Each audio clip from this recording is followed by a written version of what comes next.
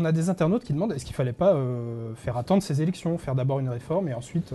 Bien sûr, il aurait été beaucoup plus raisonnable de stabiliser les compétences de l'Assemblée départementale et ensuite de convoquer aux urnes. Ou alors de dire, voilà, la loi sur les compétences, ça viendra après, mais pas pendant.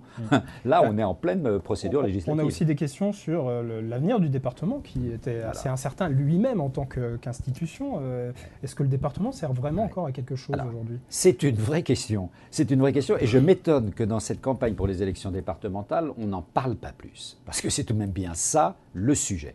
À quoi sert le département ? Alors vous avez le gouvernement, le président de la République, le Premier ministre voulaient en fait supprimer le département. C'était ça le projet initial. Et puis il y a eu une telle fronde, on le voit en particulier au Sénat, où les défenseurs du département, qu'ils soient de droite comme de gauche, ce n'est pas du tout un problème gauche-droite, sont nombreux. Le Sénat en particulier est monté au créneau. Donc on s'oriente vers un paysage qui est un paysage très complexe.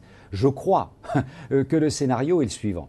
Dans les zones rurales, on va garder le département, qui reste ce pouvoir de proximité, qui a du sens pour les habitants.